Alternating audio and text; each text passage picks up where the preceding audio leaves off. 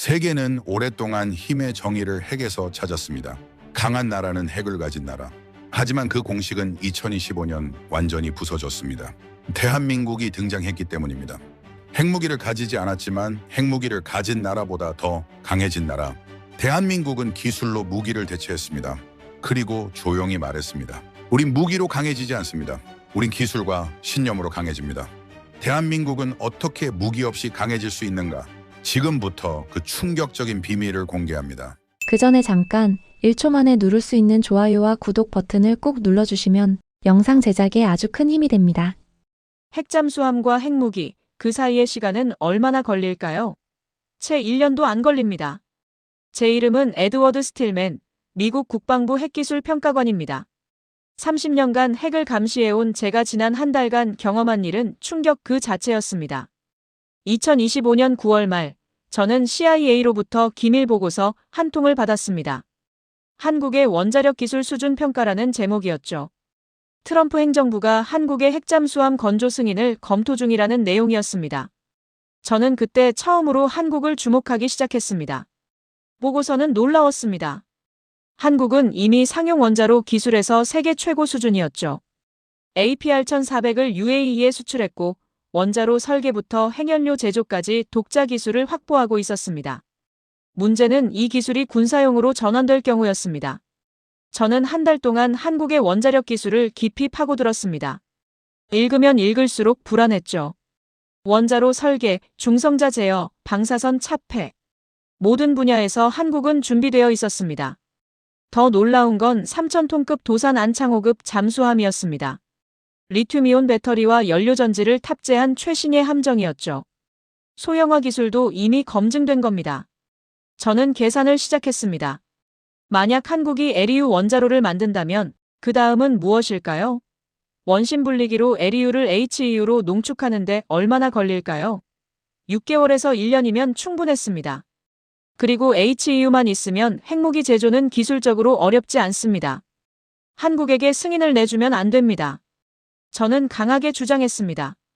그들은 핵무기 제조 능력의 마지막 관문 앞에 서게 됩니다. 하지만 CIA 국장은 고개를 저었습니다. 이미 백악관이 결정했네. 중국 견제가 우선이야. 그리고 10월 29일 대한민국 경주 에이펙 정상회의가 열렸습니다. 저는 미국 대표단으로 배석했죠. 회의장 분위기는 평온했습니다. 각국 정상들이 경제 협력을 논의하고 있었죠. 그런데 한미 정상회담이 끝난 뒤 모든 게 바뀌었습니다. 이재명 대한민국 대통령과 트럼프 대통령이 공동 기자회견장에 나타났습니다. 이재명 대통령이 먼저 말했습니다. 오늘 저는 트럼프 대통령께 핵추진 잠수함 건조 승인을 요청했습니다. 저는 순간 귀를 의심했습니다. 공개적으로 요청한다고요? 회의장이 술렁이기 시작했습니다. 트럼프가 마이크 앞에 섰습니다. 미국은 대한민국의 핵추진 잠수함 건조를 공식 승인합니다. 한국은 전원축 우라늄 LEU 방식을 사용할 것입니다. 저는 옆자리 국방부 차관보를 쳐다봤습니다. 그도 당황한 표정이었죠. 이게 정말 확정입니까? 제가 물었습니다. 차관보가 고개를 끄덕였습니다. 백악관 결정이야. 우리도 오늘 아침에 통보받았네. 회의가 끝난 직후 미국 대표단 긴급회의가 소집되었습니다. 영국의 제임스 박사가 저를 쳐다보며 말했습니다. 스틸맨 박사, 에리유가 뭐가 문제입니까? 저는 답했습니다. 전홍축이라고 안심할 수 없습니다. 에리유에서 고농축으로 가는 기술 장벽은 낮습니다. 원심 분리 기술만 있으면 HEU 생산은 시간 문제죠. 그리고 HEU는 핵무기의 핵심 재료입니다. 프랑스의 마르탱 박사가 끼어들었습니다. 한국이 에리유 원자로를 만들 수 있다는 것은 핵연료 주기를 완전히 이해했다는 뜻입니다. 이건 위험합니다. 저는 그때 깨달았습니다. 한 달 동안 제가 두려워했던 일이 현실이 된 겁니다. 한국은 지금 핵무기 제조 능력의 문턱에 섰습니다. 에리유 원자로는 평화적 목적이지만 그 기술은 핵무기로 가는 직행로였죠. CIA 국장이 말했습니다. 트럼프는 중국을 견제하려고 이 결정을 했습니다. 한국 해군력 강화가 인도 태평양 전략의 핵심이죠. 저는 고개를 저었습니다. 하지만 그 대가가 너무 큽니다. 한국이 성공하면 일본도 요구할 겁니다. 대만, 사우디아라비아도 똑같이 요구하겠죠. 회의가 끝난 뒤 저는 경주 시내를 걸었습니다. 첨성대가 조명을 받아 빛나고 있었습니다. 아름다운 광경이었지만 제 마음은 무거웠습니다. 30년간 저는 핵 확산을 막아왔습니다. 그런데 지금 미국 대통령이 그 문을 열어준 겁니다. 저는 호텔로 돌아와 노트북을 켰습니다. 한국에 대해 더 알아야 했습니다. 검색 결과는 충격적이었습니다. 한국은 재래식 잠수함에서 세계 5위권 기술을 보유하고 있었습니다. 인도네시아에 장보고급을 수출했고 폴란드도 도입을 검토 중이었습니다. 저는 창밖을 바라봤습니다. 경주의 밤하늘이 고요했습니다. 하지만 저는 알고 있었죠. 세계는 지금 새로운 핵시대의 문턱에 섰다는 것을요. 이재명 대통령의 요청과 트럼프의 승인, 그것은 시작일 뿐이었습니다. 한국은 이 기술을 어디까지 밀고 갈까요? NPT 조약을 지킬까요? 아니면 그 선을 넘을까요? 저는 그날 밤 긴급 보고서를 작성했습니다. 제목은 한국의 에리우 핵잠수함 승인 판도라의 상자가 열렸다였습니다. 핵은 신의 기술이자 마지막 유혹입니다. 한국은 지금 그 유혹 앞에 섰습니다. 저는 그들이 어떤 선택을 할지 지켜봐야 했습니다. 경주에서 워싱턴으로 돌아오니 제 책상 위에는 한국 측에서 보낸 기밀 문서가 이미 도착해 있었습니다. 사실 이 문서는 에이펙 일주일 전에 받은 것이었습니다. 에리우 핵추진 원자로 기본 설계 개념도라는 제목이었죠. 당시 저는 이게 단순한 연구 자료인 줄 알았습니다. 하지만 트럼프의 승인 이후 이 문서의 의미가 완전히 달라졌습니다. 저는 문서를 다시 펼쳤습니다. 첫 장부터 심상치 않았습니다. 출력 밀도가 일반 에리우 원자로보다 30% 이상 높았죠. 이게 가능한 건가? 저는 중얼거렸습니다. 다음 페이지를 보는 순간 그게 가능하다는 걸 알았습니다. 냉각 시스템 설계가 완벽했습니다. 1차 냉각제 순환, 2차 열교환, 비상냉각까지 모든 게 정밀하게 계산되어 있었죠. 이건 하루 이틀 만에 나온 게 아니었습니다. 몇 년간 연구한 결과물이었습니다. 저는 계산기를 꺼냈습니다. 출력 밀도, 연료봉 배치, 중성자 흡수율. 하나하나 검증하기 시작했죠. 2시간이 지났습니다. 3시간이 지났습니다. 계산이 끝났을 때 저는 등골이 서늘해지는 걸 느꼈습니다. 물리 법칙을 거스르지 않으면서 이걸 해냈다고. 저는 혼잣말을 했습니다. 한국은 해냈습니다. 소형 원자로에서 최대 출력을 뽑아내는 설계를 완성한 겁니다. 하지만 진짜 충격은 그 다음이었습니다. 중성자 플럭스 제어 시스템을 보는 순간 제 손이 떨렸습니다. 중성자 흐름을 마이크로 단위로 제어하는 이 기술, 이건 단순한 추진용 원자로 수준이 아니었습니다. 이 정밀도는 핵무기 제조의 필수적인 기술이었죠. 저는 의자에서 일어나 사무실을 걸었습니다. 머릿속이 복잡했습니다. 한국은 원자로를 만드는 게 아니었습니다. 그들은 핵무기 엔진의 사전 테스트를 하고 있었던 겁니다. 저는 동료 물리학자 로버트에게 전화를 걸었습니다. 로버트, 지금 당장 내 사무실로 와줘. 급해. 20분 뒤 로버트가 도착했습니다. 저는 설계도를 그에게 건넸죠. 로버트는 15분 동안 말없이 문서를 읽었습니다. 그러더니 천천히 고개를 들었습니다. 에드워드, 이건... 그의 목소리가 떨렸습니다. 이건 핵무기 도면을 만들 능력의 증거야. 저는 고개를 끄덕였습니다. 나도 그렇게 봐. 그들은 NPT를 어기지 않으면서 핵무기 기술을 확보했어. 금단의 선을 넘지 않고 그 위에 서 있는 거지. 로버트가 물었습니다. 국방부에 보고할 건가? 저는 잠시 망설였습니다. 보고하면 어떻게 될까요? 미국이 승인을 철회할까요? 그건 불가능했습니다. 이미 전 세계에 발표했으니까요. 저는 창밖을 바라봤습니다. 워싱턴의 가을 하늘이 흐렸습니다. 로버트, 더 무서운 건 말이야. 저는 말을 이었습니다. 한국은 이미 오래전부터 준비해왔다는 거야. 이 설계도는 하루 이틀 만에 나온 게 아니야. 로버트도 동의했습니다. 최소 3년은 걸렸을 거야. 어쩌면 5년. 그들은 이미 트럼프의 승인을 예상하고 준비했던 거지. 저는 다시 설계도를 펼쳤습니다. 한 줄 한 줄 읽으면서 깨달았습니다. 한국은 봉인을 풀었습니다. 아무도 모르는 사이에 그들은 핵무기 제조 능력을 손에 넣은 겁니다. 에드워드, 우리가 할 수 있는 건 뭐지? 로버트가 물었습니다. 저는 잠시 생각했습니다. 지켜보는 거야. 그리고 진실을 기록하는 거지. 한국이 정말 평화적 목적으로만 사용할지 말이야. 그날 저녁, 저는 개인 일기를 썼습니다. 오늘 나는 인류 역사의 분기점을 목격했다. 한국은 핵무기를 만들 수 있는 능력을 가졌다. 하지만 그들은 그걸 사용할까? 아니면 자제할까?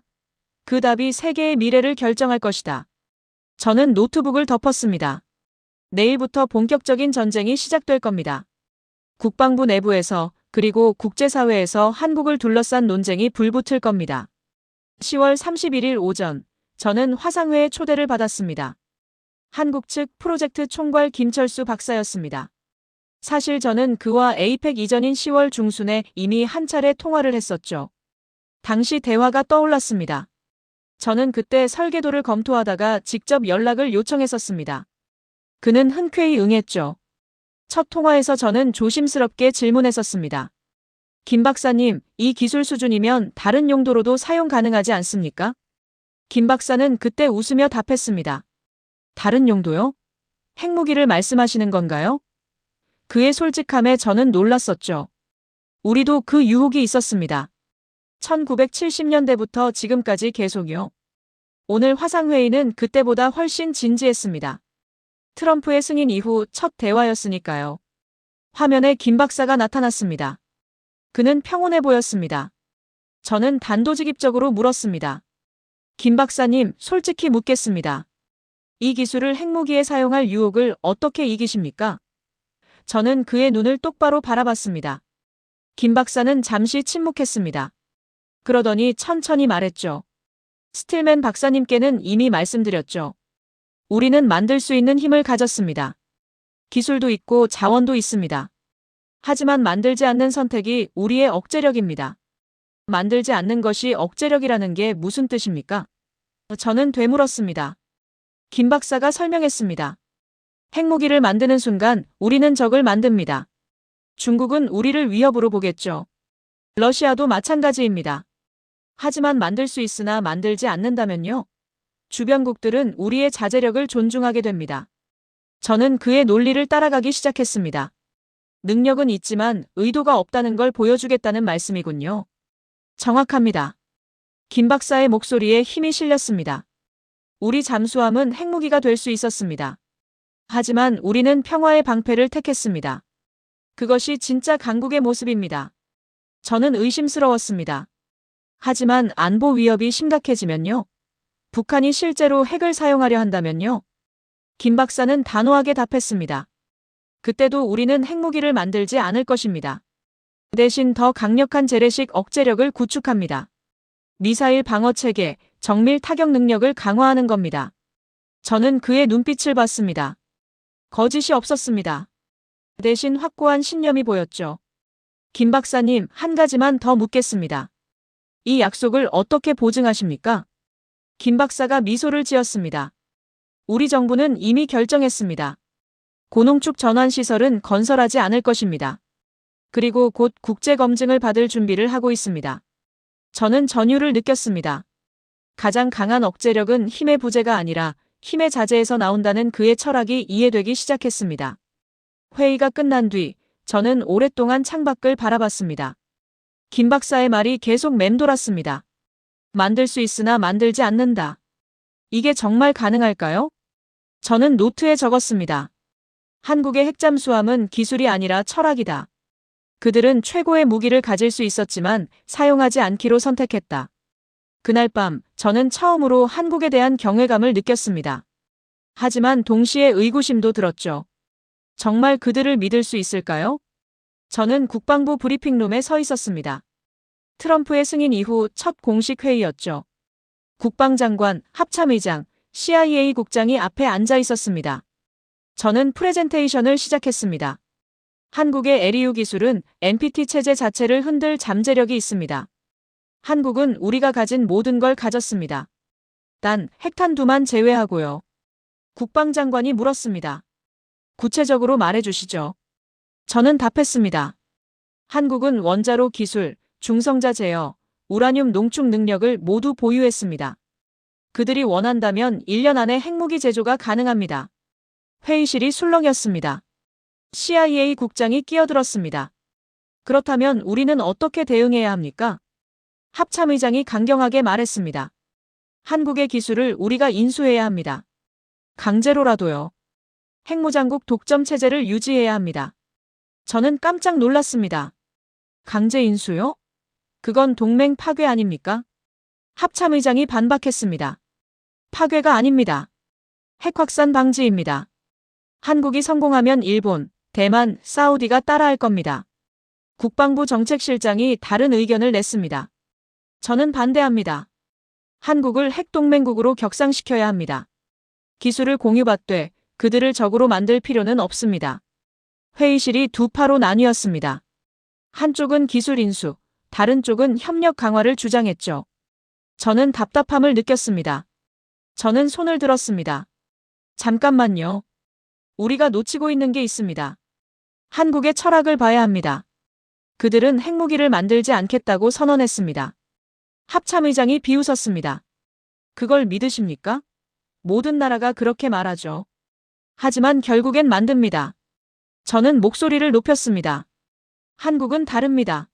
1970년대에 이미 포기했습니다. 스스로 선택한 겁니다. CIA 국장이 조용히 말했습니다. 하지만 정권이 바뀌면요? 새 정부가 핵무장을 선택한다면요? 저는 답답했습니다. 그렇다면 기술을 빼앗는 게 해답입니까? 그건 동맹을 잃는 겁니다. 국방장관이 회의를 정리했습니다. 다음 주까지 각자 대안을 제시하십시오. 회의가 끝났습니다. 저는 복도를 걸으며 분노를 느꼈습니다. 그들은 한국의 기술이 아니라 한국의 자제력을 두려워하고 있었습니다. 기술을 가졌으나 무기를 버린 나라, 그것이 우리를 시험대에 올린 겁니다. 저는 사무실로 돌아와 책상에 앉았습니다. 우리는 진실보다 지배력을 원하고 있었습니다. 그날 밤 저는 결심했습니다. 진실의 편에 서겠다고요. 제 책상 위에 긴급 문서가 놓였습니다. 국방부 정책실에서 보낸 것이었죠.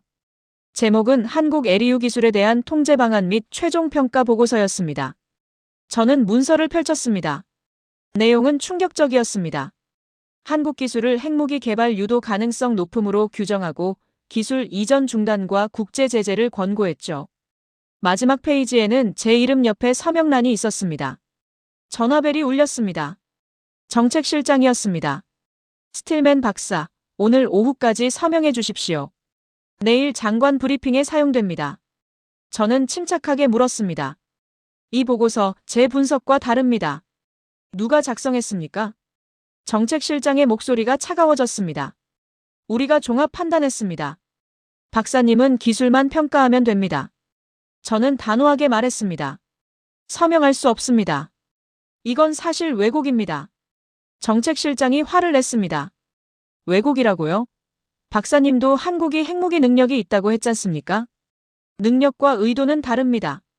저는 반박했습니다. 이 보고서는 그 차이를 무시합니다. 전화가 끊겼습니다. 저는 의자에 기댔습니다. 두 가지 선택이 있었습니다. 순응하거나 싸우거나. 하지만 정면 충돌은 아무것도 바꾸지 못할 겁니다. 저는 더 현명한 방법을 생각했습니다. 다음 날 아침 저는 국방장관 집무실을 찾아갔습니다. 긴급 사안입니다. 10분만 주십시오. 장관이 저를 맞이했습니다. 보고서 서명 안 했다면서요? 저는 고개를 끄덕였습니다. 장관님, 대안을 제시하러 왔습니다. 저는 준비한 문서를 꺼냈습니다. 한국 기술에 대한 국제검증팀을 구성하자는 겁니다. IAEA 주도로 미국, 영국, 프랑스가 참여하는 검증단 말입니다. 장관이 눈썹을 치켜 올렸습니다. 검증팀이요? 저는 설명했습니다. 한국에게 스스로 증명할 기회를 주는 겁니다. 투명성이야말로 한국의 가장 강력한 방패가 될 겁니다. 장관은 잠시 생각했습니다. 그들이 거부하면요? 저는 답했습니다. 거부하지 않을 겁니다. 김철수 박사는 투명성을 원했습니다. 장관이 고개를 끄덕였습니다. 흥미롭군요. 검증팀 구성을 검토하겠습니다. 하지만 실패하면 책임은 박사님 겁니다. 저는 고개를 숙였습니다. 감수하겠습니다. 집무실을 나오면서 저는 안도했습니다. 보고서 왜곡은 막았습니다. 저는 김철수 박사에게 이메일을 보냈습니다. 국제검증팀 구성을 제안했습니다. 투명성으로 세계를 설득할 차례입니다. 답장은 빨리 왔습니다. 감사합니다, 스틸맨 박사님. 우리는 준비되어 있습니다. 저는 창밖을 바라봤습니다. 오늘 저는 권력 대신 투명성을 선택했습니다. 강제 통제보다 스스로 증명하는 자유가 더 강력하다고 믿었으니까요. 같은 날 오후, 저는 한국 측으로부터 놀라운 소식을 들었습니다. 김철수 박사가 긴급 이메일을 보내왔죠. 스틸맨 박사님, 우리 정부가 12월 중 서울에서 국제핵기술 평화회의를 개최하기로 했습니다. 50개국을 초청할 예정입니다. 저는 깜짝 놀랐습니다. 2달도 안 되어서 국제회의를요? 김 박사의 이메일은 계속되었습니다. 우리는 그 자리에서 공식 선언을 할 겁니다. 핵무기 제조 능력이 있지만 사용하지 않겠다는 선언을요. 저는 전화를 걸었습니다. 김 박사님, 이건 위험한 도박 아닙니까? 능력을 공개하면 오히려 더 큰 의심을 받을 수 있습니다. 김 박사가 차분하게 답했습니다. 숨기면 더 의심받습니다. 투명성이야말로 신뢰를 만드는 유일한 길입니다. 우리는 이미 결심했습니다. 저는 그의 결단력에 감탄했습니다. 12월 회의에서 무엇을 발표할 겁니까? 김 박사가 설명했습니다. 첫째, 우리의 에리우 원자로 기술 수준을 공개합니다. 둘째, 핵무기 제조 능력이 있음을 인정합니다. 셋째, 하지만 절대 만들지 않겠다고 선언합니다. 넷째, 국제검증을 상시받겠다고 약속합니다. 저는 숨이 막혔습니다. 그건 도발적인 평화 선언이군요. 김 박사가 웃었습니다. 맞습니다. 도발적인 자제력입니다. 우리는 칼을 들 힘을 보여준 뒤 칼을 버리는 겁니다. 저는 그날 저녁 국방부에 보고했습니다. 반응은 엇갈렸습니다. 합참의장은 이건 위험한 게임이라고 했고 정책실장은 한국을 더 압박해야 한다고 주장했습니다. 하지만 국방장관은 달랐습니다. 흥미롭군요. 그들이 정말 투명성으로 승부하겠다는 건가요? 지켜보죠. 저는 사무실로 돌아와 생각했습니다. 한국은 지금 인류 역사상 가장 독특한 실험을 시작하려 하고 있었습니다. 핵무기를 만들 수 있지만 만들지 않는 나라. 힘을 가졌지만 폭력을 거부하는 나라. 저는 노트에 적었습니다. 12월 서울회의는 분기점이 될 것이다. 한국이 성공하면 핵 비확산의 새 모델이 된다. 실패하면 더 큰 의심만 남는다. 그날 밤 저는 김 박사에게 답장을 보냈습니다. 용기의 박수를 보냅니다. 12월 회의에 꼭 참석하겠습니다. 저도 진실을 증언하겠습니다. 창밖으로 워싱턴의 야경이 보였습니다. 세계는 지금 한국을 주시하고 있었습니다. 그들이 정말로 평화를 선택할까요? 아니면 결국 핵무기를 만들까요? 저는 알 수 없었습니다. 하지만 한 가지는 확실했습니다. 한국은 지금 역사를 바꾸려 하고 있었습니다. 한국 측으로부터 공식 초청장을 받았습니다. 부산에서 열리는 특별행사에 참석해달라는 내용이었죠. 초청장에는 행사 제목이 적혀 있었습니다. 장보고급 잠수함 기념식 및 차세대 잠수함 선포식. 저는 흥미가 생겼습니다. 왜 지금 이 시점에 이런 행사를 여는 걸까요? 저는 한국 대사관 무관에게 전화를 걸었습니다. 무관님, 이 행사가 어떤 의미입니까? 무관이 설명했습니다. 장보고급은 우리 최초 국산 잠수함입니다. 1990년대 독일 기술로 시작했지만 지금은 완전히 독자 기술로 발전했죠. 이번 행사는 우리의 기술 자립 역사를 전 세계에 보여주는 겁니다. 저는 이해하기 시작했습니다. 한국은 자신들의 잠수함 기술이 하루아침에 생긴 게 아니라는 걸 증명하려는 겁니다. 30년 넘게 축적된 역사가 있다는 거죠. 무관은 계속 설명했습니다. 그리고 차세대 핵추진 잠수함 KSSIV의 청사진도 공개할 겁니다. 하지만 가장 중요한 건 그날 대통령의 선언입니다. 무슨 선언입니까? 저는 긴장하며 물었습니다. 무관이 조심스럽게 말했습니다. 핵추진 기술은 완성되었으나 핵무기 탑재는 영원히 없을 것이라는 공식 맹세입니다. 장보고의 영광 아래에서 말이죠. 저는 온몸에 전율이 흘렀습니다. 한국은 과거와 미래를 연결하려 하고 있었습니다.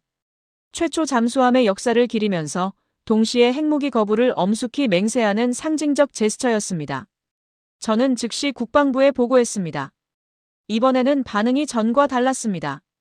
국방장관이 직접 말했습니다. 이건 매우 영리한 전략이군요. 역사적 정당성과 미래 약속을 동시에 보여주는 겁니다. 스틸맨 박사, 반드시 참석하십시오. 그리고 상세히 보고하십시오. 저는 한국에 대한 자료를 더욱 깊이 파고들었습니다. 장보고급 잠수함의 역사 손원 1급의 발전, 장보고 2급의 진화, 그리고 도산 안창호급의 혁신까지. 제가 알게 된 사실들은 놀라움의 연속이었습니다. 한국은 1992년 장보고급 첫 번째 함을 독일에서 도입했습니다. 당시만 해도 한국은 잠수함 기술이 전무했죠. 하지만 두 번째부터는 국내에서 건조하기 시작했습니다. 독일 기술자들이 옆에서 지도했지만 한국 기술자들은 빠르게 배웠습니다. 2000년대 들어서는 완전히 독자 설계로 전환했습니다. 1800톤급 손원 1급, 3000톤급 도산 안창호급으로 이어지는 발전 과정은 경이로웠습니다. 특히 도산 안창호급은 리튬이온 배터리, 연료전지, AIP 시스템을 탑재한 세계 최고 수준의 재래식 잠수함이었습니다. 저는 깨달았습니다. 한국의 핵추진 잠수함 계획은 갑작스러운 야망이 아니었습니다. 30년 넘게 한 걸음 쌓아온 기술력의 자연스러운 정점이었던 겁니다. 그들은 준비되어 있었습니다. 행사날이 다가왔습니다. 저는 부산행 비행기에 몸을 실었습니다. 기내에서 저는 한국 잠수함 발전사 자료를 다시 한번 읽었습니다. 장보고 장군의 이야기도 알게 되었죠. 9세기 신라시대 해상왕으로 동아시아 바다를 장악했던 인물이었습니다. 한국은 첫 잠수함에 장보고라는 이름을 붙였습니다. 바다를 지키는 전통을 이어간다는 의미였죠. 저는 감동했습니다. 이건 단순한 무기가 아니었습니다. 역사와 자긍심의 상징이었습니다. 부산에 도착했을 때 저는 행사장의 규모에 압도당했습니다. 50개국 넘는 해군 대표단이 모였고 각국 국방 무관들이 대거 참석했습니다. 장보고급 잠수함 한 번함이 부두에 정박해 있었습니다. 30년이 넘는 세월의 흔적이 느껴지는 함정이었지만 여전히 위풍당당했습니다. 개막식이 시작되었습니다. 한국 해군 참모총장이 먼저 연설했습니다. 오늘 우리는 장보고급 한 번함을 기립니다. 이 함정은 대한민국 잠수함 역사의 시작이었습니다. 독일의 도움으로 시작했지만 우리는 이제 세계 5대 잠수함 강국이 되었습니다. 박수가 터져나왔습니다. 저도 박수를 쳤습니다. 그들의 성취가 자랑스러웠습니다. 이어서 김철수 박사가 단상에 올랐습니다.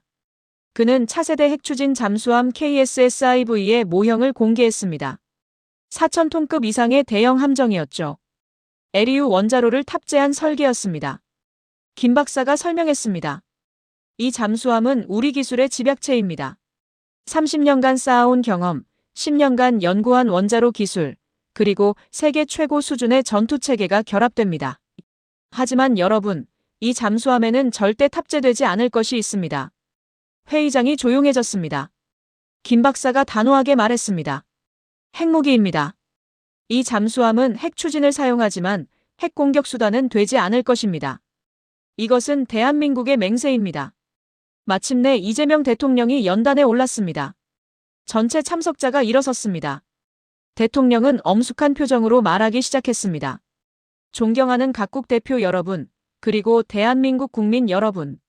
오늘 저는 이 자리에서 역사적 선언을 하고자 합니다. 대통령이 장보고급 한 번함을 가리켰습니다. 저 함정은 우리의 과거입니다. 우리가 어디서 시작했는지 보여줍니다. 대통령은 KSSIV 모형을 가리켰습니다. 그리고 이것은 우리의 미래입니다. 하지만 저는 오늘 장보고 장군의 이름 아래, 그리고 저 영광스러운 한 번함 앞에서 엄숙히 맹세합니다. 대통령의 목소리가 높아졌습니다. 대한민국의 차세대 잠수함은 핵추진 기술을 사용할 것입니다. 하지만 핵무기는 절대 탑재하지 않을 것입니다. 핵 공격 수단으로 사용하지 않을 것입니다. 이것은 단순한 약속이 아닙니다. 이것은 대한민국이 전 세계에 하는 영원한 맹세입니다. 회의장이 폭발했습니다. 기립박수가 5분 넘게 계속되었습니다. 저도 일어나 박수를 쳤습니다. 눈물이 날 것 같았습니다. 이건 단순한 정치 선언이 아니었습니다. 이것은 역사 앞에서 하는 영혼의 맹세였습니다. 외신 기자들이 카메라 플래시를 터뜨렸습니다. CNN, BBC, 로이터 기자들이 긴급 속보를 송출하기 시작했습니다. 한국 핵추진 기술 보유하되 핵무기 연구 포기 선언. 행사가 끝난 뒤 저는 김철수 박사를 만났습니다. 박사님, 대단한 순간이었습니다. 역사가 만들어지는 걸 봤습니다. 김 박사가 미소를 지었습니다. 스틸맨 박사님, 우리가 지킨 것은 잠수함이 아닙니다. 우리는 인류의 핵 비확산 의지를 지킨 겁니다. 장보고급 한번함 앞에서 한 맹세는 절대 깨지지 않을 겁니다. 저는 고개를 끄덕였습니다.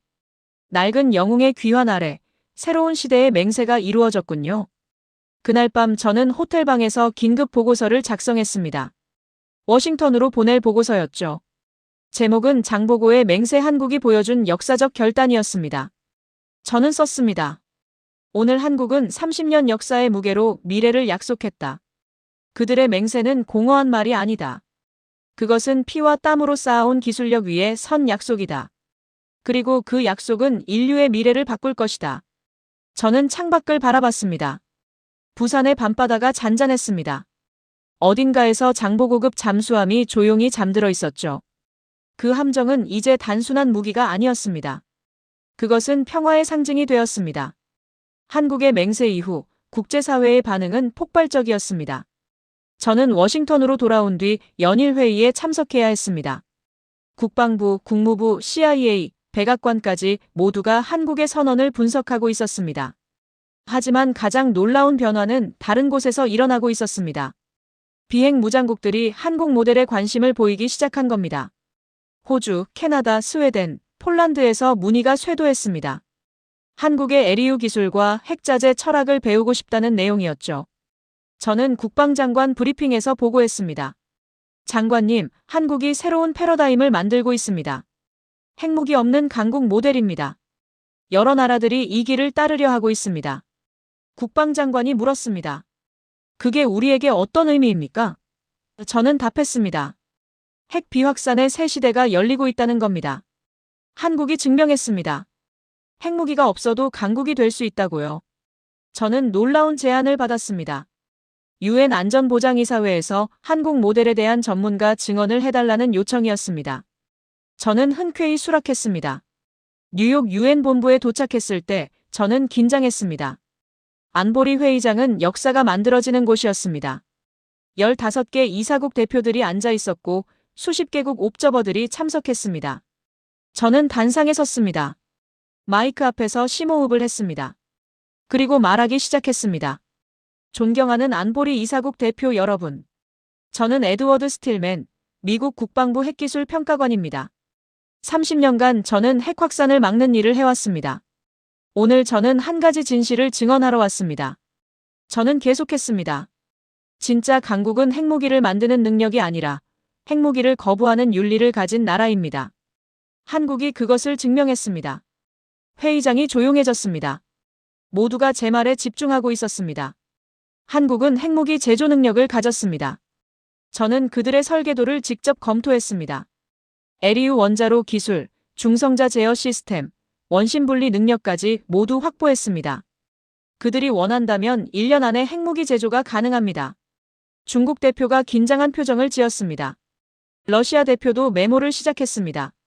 저는 목소리를 높였습니다. 하지만 한국은 선택했습니다. 만들지 않겠다고요. 이것은 빈말이 아닙니다. 그들은 30년 잠수함 기술의 역사 앞에서 맹세했습니다. 국제 검증을 받겠다고 약속했습니다. 그들의 선택은 진심입니다. 프랑스 대표가 질문했습니다. 스틸맨 박사, 정권이 바뀌면 어떻게 됩니까? 새 정부가 핵무장을 선택할 수도 있지 않습니까? 저는 답했습니다. 물론 그럴 위험은 있습니다. 하지만 한국은 이미 1970년대에 핵무기 개발을 포기한 역사가 있습니다. 그들의 선택은 일관되어 왔습니다. 저는 그들을 믿습니다. 영국 대표가 말했습니다. 한국 모델이 다른 나라들에게 확산된다면 어떻게 됩니까? 저는 미소를 지었습니다. 그것이야말로 우리가 원하는 확산 아닙니까? 핵무기의 확산이 아니라 핵자재력의 확산 말입니다. 한국이 그 길을 보여주고 있습니다. 회의가 끝난 뒤 여러 나라 대표들이 저에게 다가왔습니다. 스웨덴 대표가 말했습니다. 우리도 한국 모델을 연구하고 싶습니다. 기술력은 있지만 핵무기는 만들지 않는 나라, 그것이 미래입니다. 캐나다 대표도 동의했습니다. 한국이 새로운 기준을 만들었습니다. 우리도 그 길을 따를 것입니다. 저는 국방부로 돌아온 뒤 전 세계 대학과 연구소로부터 강연 요청을 받기 시작했습니다. MIT, 하버드, 옥스퍼드, 도쿄대학까지 모두가 한국 모델에 대해 듣고 싶어 했습니다. 어느 날 저는 MIT 강연장에 섰습니다. 500명이 넘는 학생들이 모였습니다. 저는 한국의 이야기를 들려줬습니다. 장보고급 잠수함부터 시작해서 에리우 원자로 기술, 그리고 핵무기 거부 선언까지. 강연이 끝난 뒤 한 학생이 손을 들었습니다. 박사님, 한국을 정말 믿으십니까? 그들이 언젠가 마음을 바꿀 수도 있지 않습니까?